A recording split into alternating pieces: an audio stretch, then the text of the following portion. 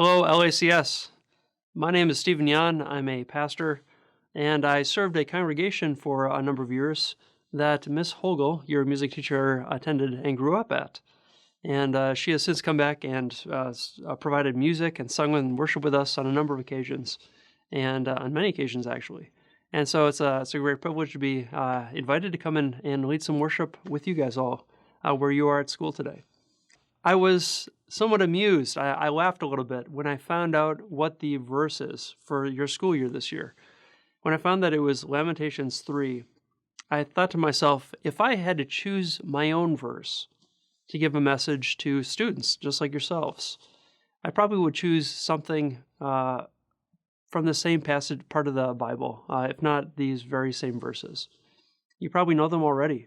But before we get into a message, let's read them again, as we're going to go a little bit deeper into the surrounding context, what's happening here, and hopefully it'll reveal some additional meaning behind these Bible passages. Let's read this from Lamentations 3. Yet this I call to mind, and therefore I have hope.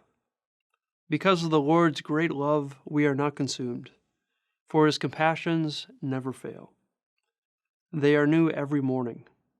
Great is your faithfulness. I say to myself, the Lord is my portion. Therefore I will wait for him.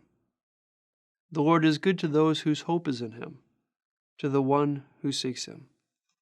Now these are beautiful words, uplifting words, inspiring words, but they take on a different meaning, a different hue or cast, when we understand what's happening around these passages in the Bible. Lamentations 3 is from the book of Lamentations, and a lamentation is a lament. It's an expression of grief, of profound sadness.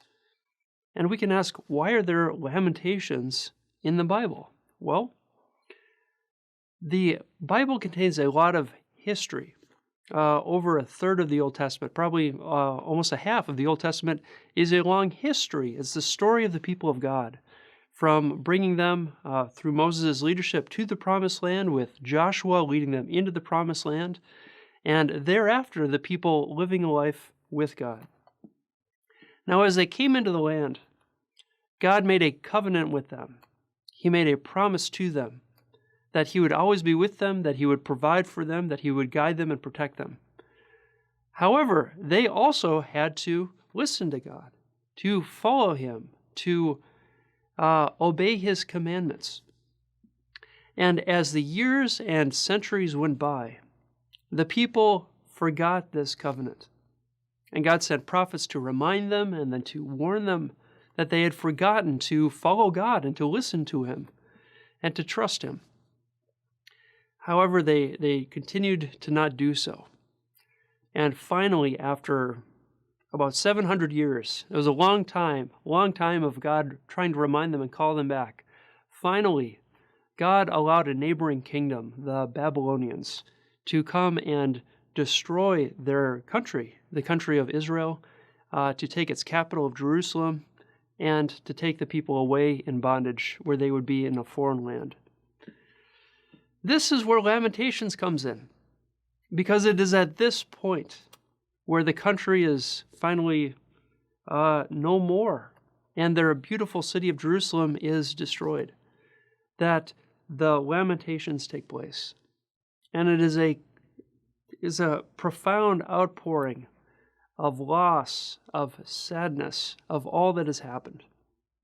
And not only is their beautiful city destroyed, as Lamentations describes this in detail, but the people are suffering a lot, they're hungry. Many people that they know have been hurt or injured or have been carried away to another land, and their whole society is no more. And the book of Lamentations is an extended dirge or lament about all these terrible things that have happened. Now, here's where we come to Lamentations 3. For right in the middle of this book, in the middle of these laments, comes these verses, 21 through 25, and some other verses following, where the author, probably Jeremiah, who was there through the fall of Jerusalem itself, springs up this beautiful ray of hope that this message, even amidst all this sadness and all this destruction and loss, there is still in the center this radiant hope in God. There is trust in His steadfast love, in His compassions that never fail, that are new every morning. He says the Lord is good to those who hope in Him. And in this, the author finds hope in God, even amidst all this destruction. Now, why would I choose this verse for students such as yourselves to give a message around? Well, for this reason. Firstly, of course, through this time of pandemic, where our whole society has been kind of turned upside down, a lot of people have been inconvenienced, and some people have gone through some real great loss. That even in this pandemic, we, all of us, can nonetheless find the very same hope in God.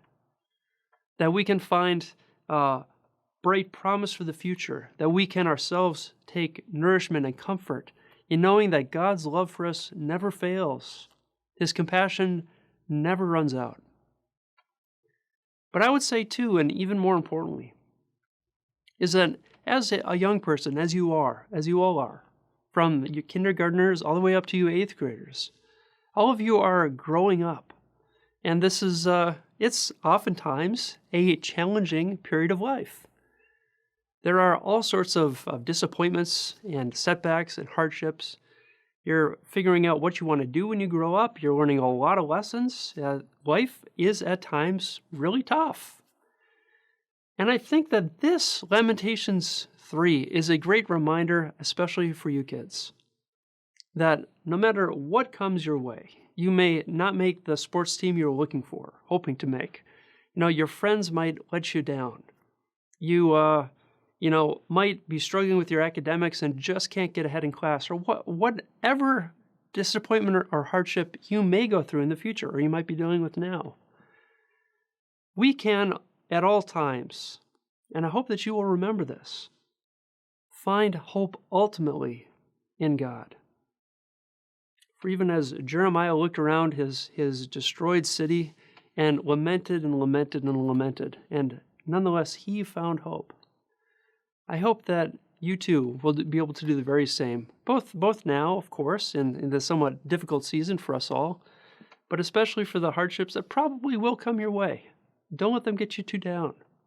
Don't get too despondent or depressed, because God is always with us, and we can always, bringing Him to mind, have hope.